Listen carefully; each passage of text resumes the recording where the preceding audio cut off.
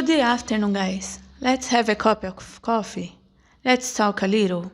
In our chat, I would like to make a small comparison between the story that the Bible tells us about creation and between the physical and astronomical theory about creation. So, in Genesis, it says that earth was formless and empty. And on the first day he speaks like this, that God created light and distinguished between light and darkness. Then on the second day he separated the waters of the sea and the waters of the heavens. On the third day he made separation between the waters of the sea and the rivers and the dry portion of the land. On the fourth day, he says, he created the luminaries, the stars and the planets. Fifth day, he made all aquatic beings and all birds. On the sixth day, he made all terrestrial beings and men. He made us in his image and likeness, and also said that on the seventh day God rested. We wonder how God could have created all in a single day, right? And then, consecutively, he created everything else, right?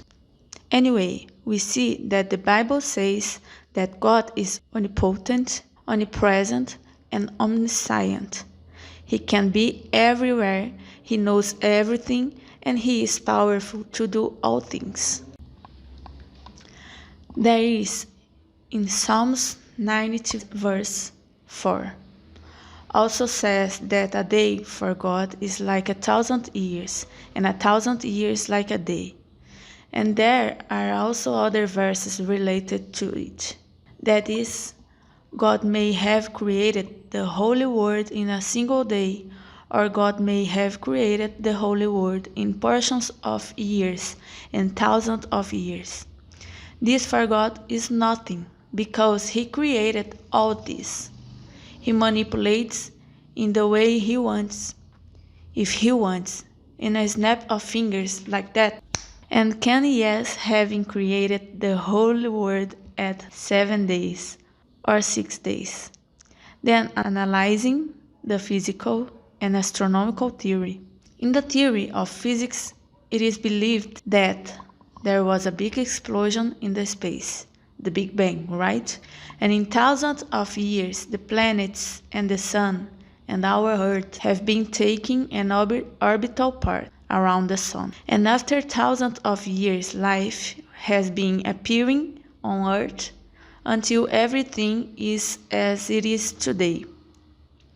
Comparing then the Bible, knowing that physics and mathematics are nothing more than a mathematical explanation of the things that exist in the science of nature.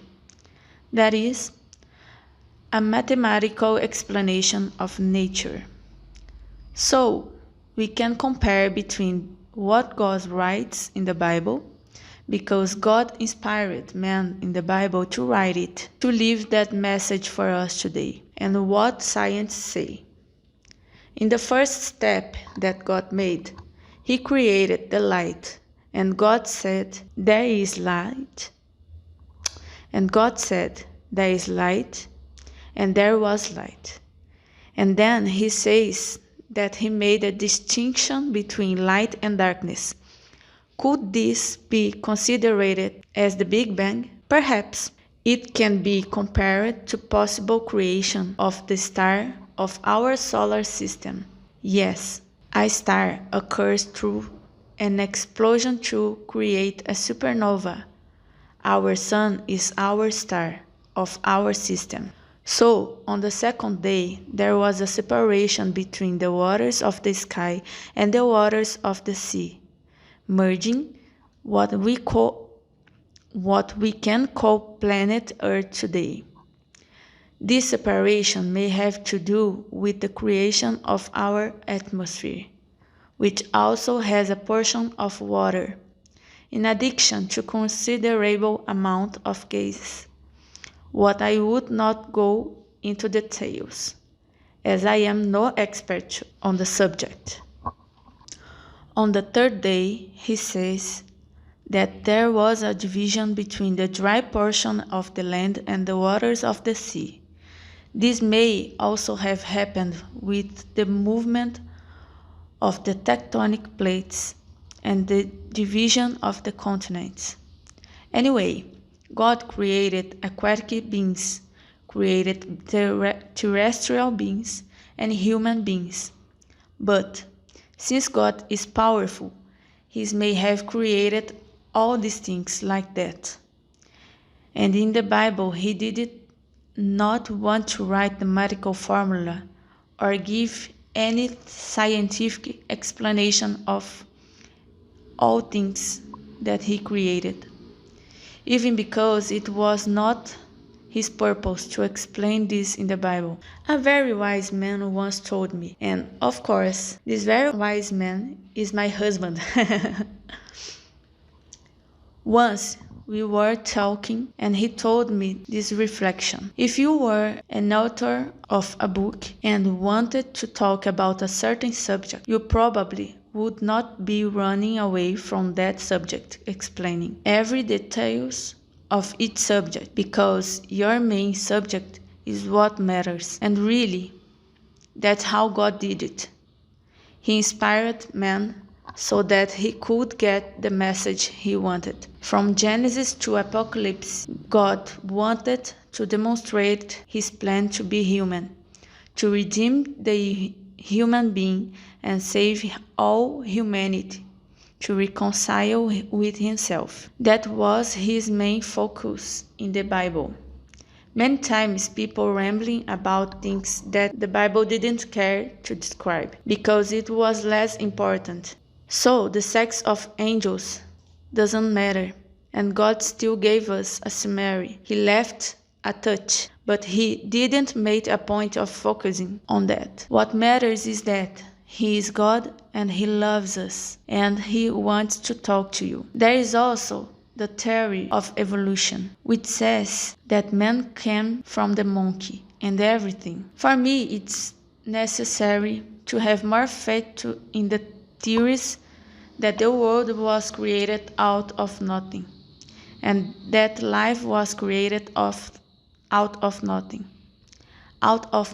with no purpose apparent, and that we are inside an orbital system around the Sun at a perfect distance between the Sun and the other planets. That system does not collide, where we have the atmosphere that protects the Earth, in addition to the distance between the Earth and the Sun, which is perfect, because if it were a little closer, there would be no life, and if it were a little further away, we would probably freeze. So we are at a perfect distance from the Sun, to the point that the warmth of the Sun and the radiation of the Sun is beneficial for our planet, for vegetation, and for our life. It's much more difficult for me to believe all of this, that everything was created out of nothing, than to have faith that there is a God who created all this perfectly and created life on this earth to follow the purpose for which He desired. If you don't believe in God, prove it, because if you prove it, you have nothing to lose. But if you test Him and He turns out to you, you have everything to gain. Talk to God. God, if you exist, come into my life, touch me and change my story. Do this test and be prepared, because in the Bible He speaks, take a test of me. Then take a test of Him, because He wants to speak with you. And for our chat today, it was a good afternoon for all of you.